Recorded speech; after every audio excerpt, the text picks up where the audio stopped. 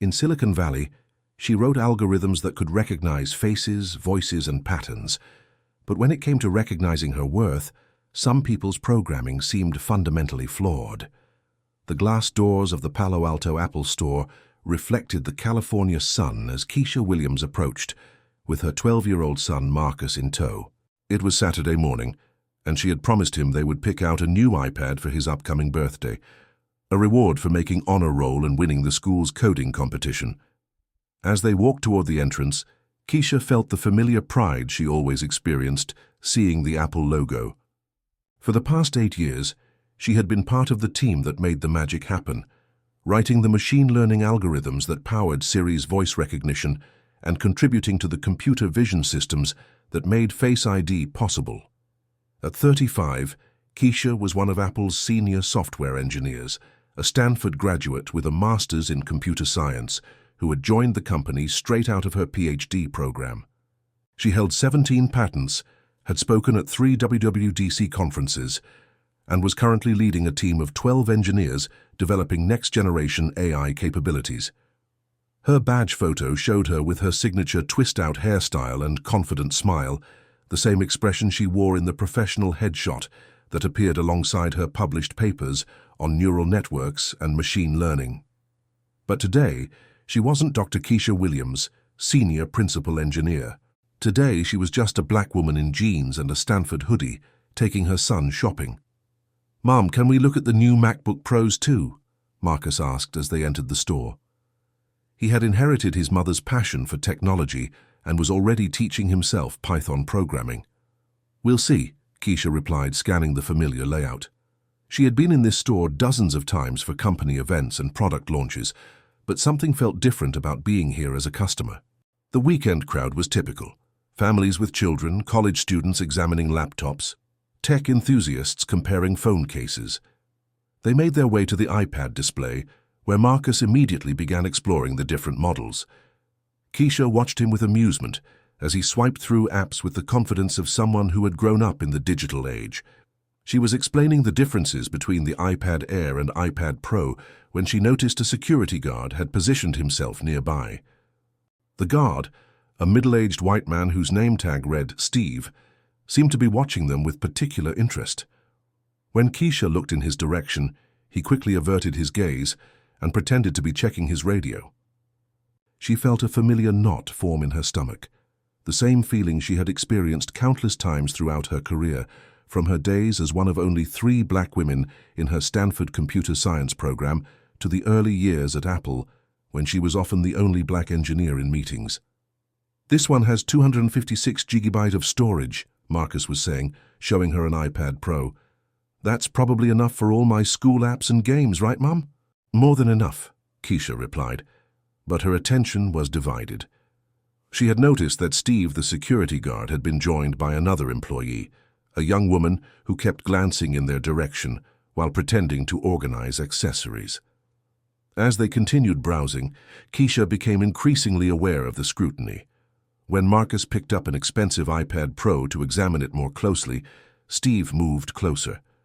When Keisha leaned over to look at the price tag on an iPad Air, the female employee appeared at her shoulder.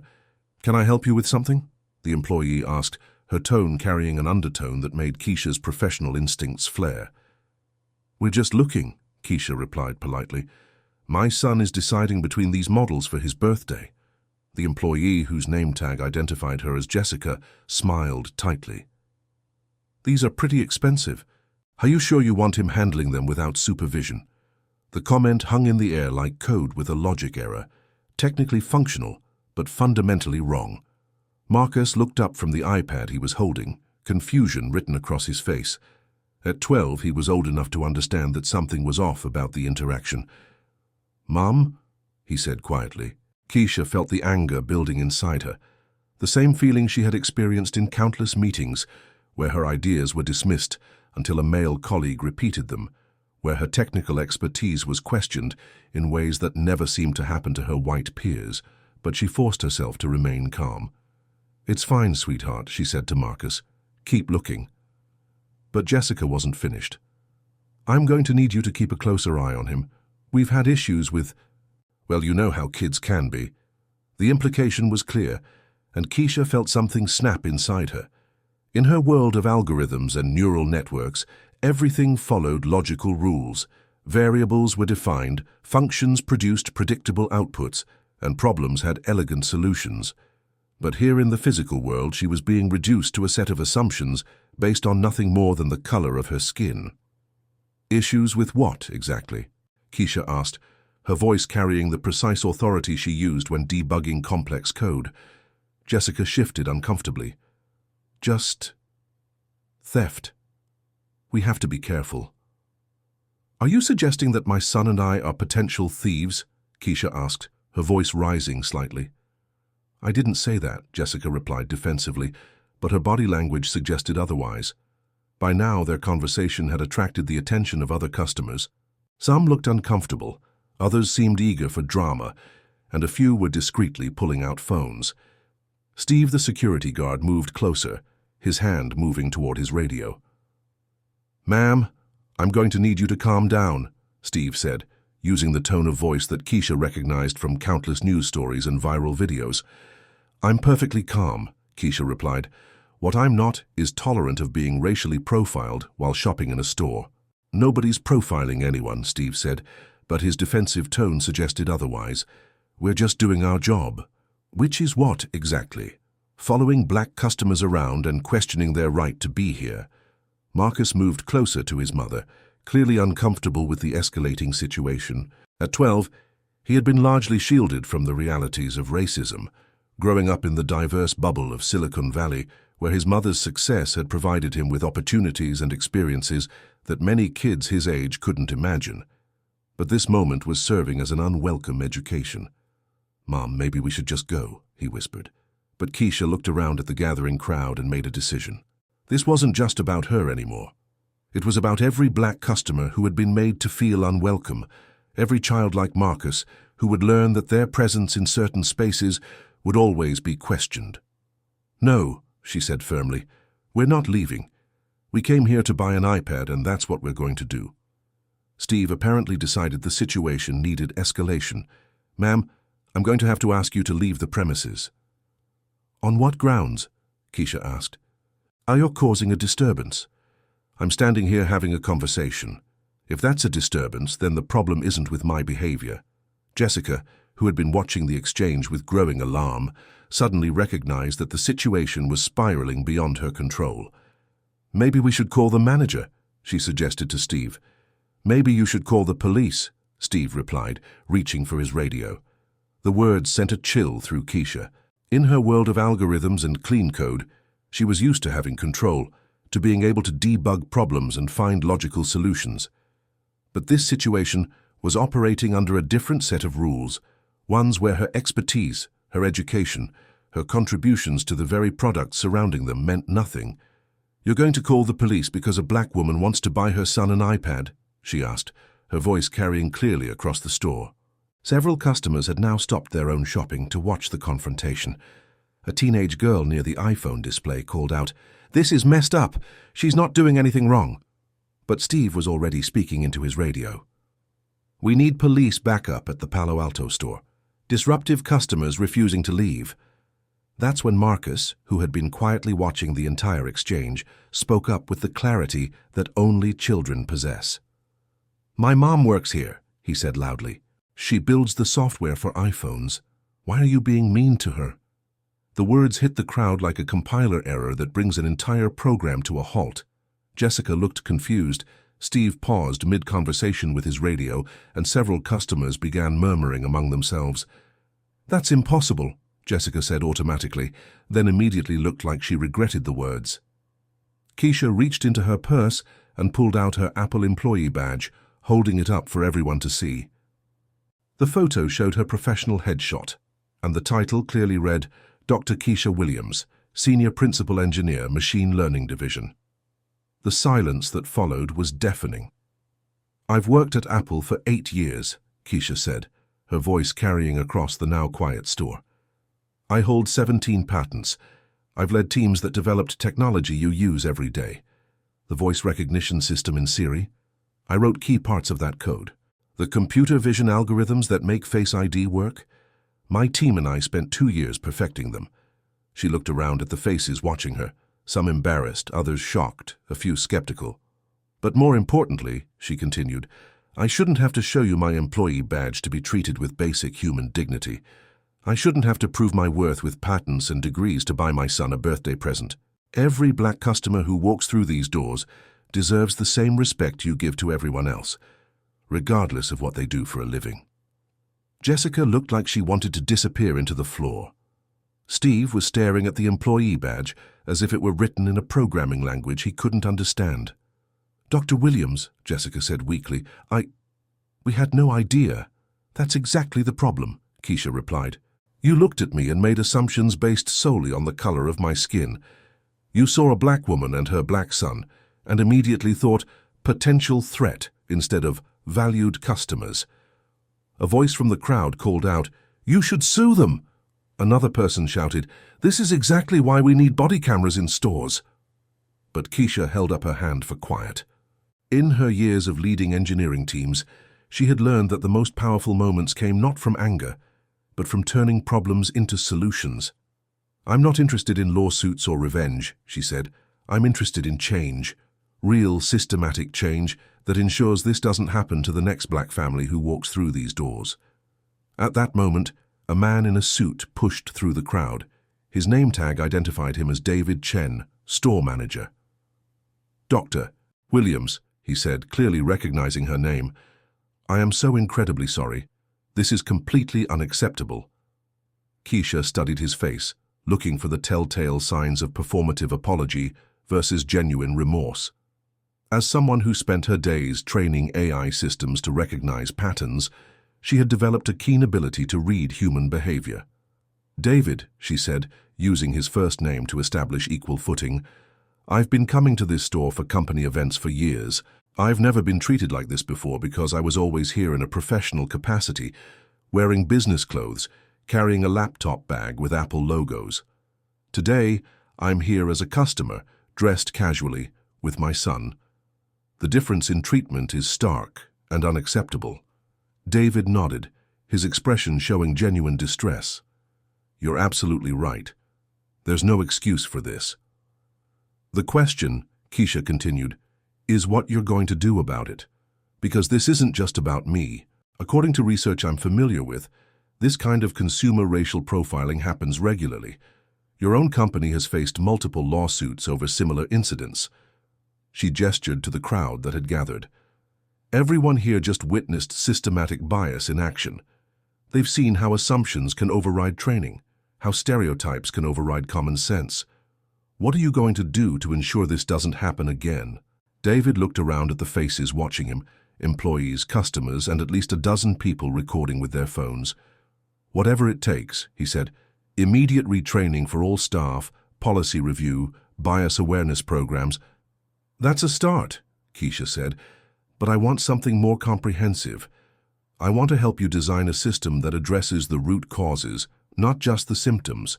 She pulled out her phone and opened her notes app, the same one she used to jot down ideas for solving complex engineering problems.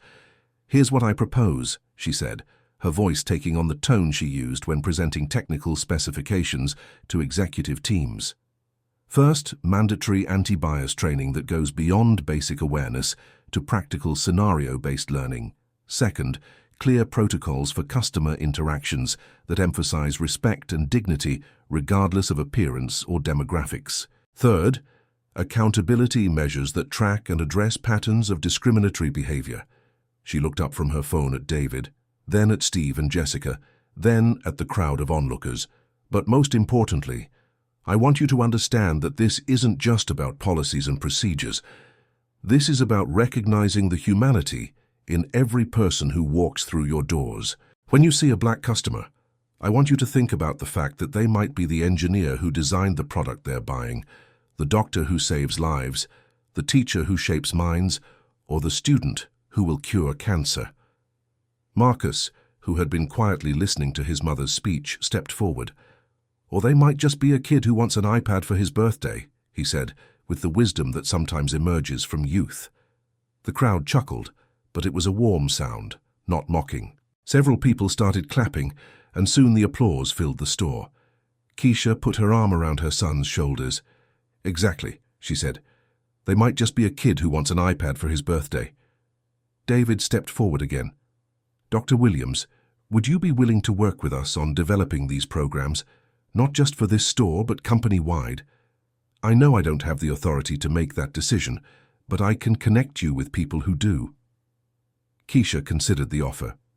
In her world of software development, the best solutions came from understanding the problem at its deepest level, then building systems that prevented those problems from recurring. "I'll consider it," she said finally, "but I have conditions. First, this can't be performative. Real change requires real commitment, real resources, and real accountability. Second, any program we develop needs to include voices from the communities most affected by discrimination. And third, success needs to be measured by outcomes, not intentions." "Agreed," David said immediately. Steve, who had been silent since the revelation of Keisha's identity, finally spoke up. "Dr. Williams, I made assumptions. I let my preconceptions cloud my judgment. I'm sorry." Keisha looked at him steadily. "Steve, I appreciate your apology, but I want you to understand something. The problem isn't that you didn't recognize me as an Apple employee. The problem is that you treated a potential customer, any customer, as a threat based solely on race."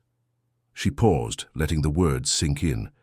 "The next black family who comes in here might not work for Apple. They might not have engineering degrees or patents or any of the credentials that you think make me worthy of respect. They might just be people who want to buy technology for their families, and they deserve the same treatment you'd give to anyone else." Steve nodded, his expression showing genuine remorse. "You're right. I'll do better." Jessica stepped forward hesitantly. "Dr. Williams, I've learned something important today. I want to be part of making sure this doesn't happen again." Keisha studied both of them, then nodded. "Change starts with acknowledging the problem. Now we need to commit to doing the work." As the crowd began to disperse, many customers approached Keisha to express support and share their own experiences with discrimination. A young black college student thanked her for speaking up. An elderly white man apologized on behalf of people like him who had been silent for too long. A Latino father said he hoped his children would grow up in a world where they never experienced what they had just witnessed. Finally, after the crowd thinned out, Keisha and Marcus returned to the iPad display.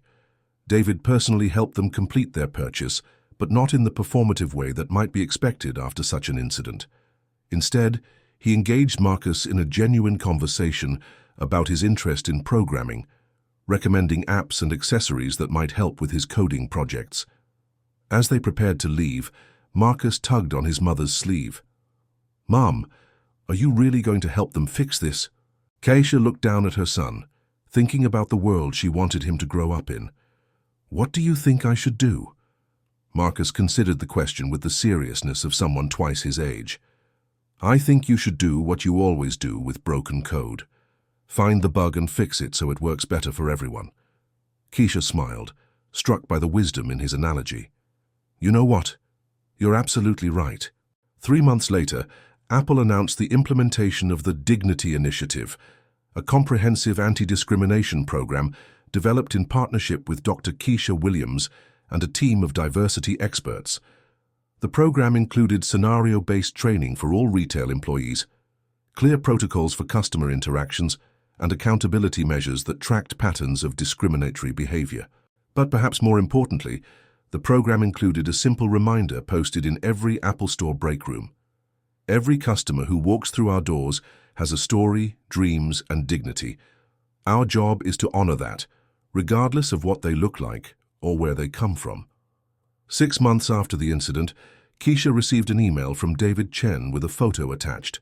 It showed Steve and Jessica completing their bias awareness training. But what struck her most was the image of Steve helping a young black girl choose her first iPhone, his demeanor patient and respectful. The email included a simple message: "Thank you for helping us debug our humanity." Keisha forwarded the photo to Marcus, who was now 13 and had used his iPad to create an app that helped kids learn basic programming concepts. His response came back immediately. "Bug fixed, Mom." Nice work. As she sat in her office at Apple Park, surrounded by the algorithms and neural networks that were her daily work, Keisha reflected on the difference between artificial intelligence and human intelligence. AI systems could be trained to recognize patterns, process language, and even simulate creativity. But the most important human algorithm, the one that recognizes dignity, worth, and potential in every person, required something no computer could provide: the conscious choice to see beyond surface appearances to the humanity within. She had spent years teaching machines to see and understand, but sometimes, she realized, the most important work was teaching people to do the same. In a world where we can teach machines to recognize faces and voices, why do some humans still struggle to recognize dignity and worth? And when our expertise is questioned because of how we look, how do we choose between proving our credentials and demanding respect for our humanity?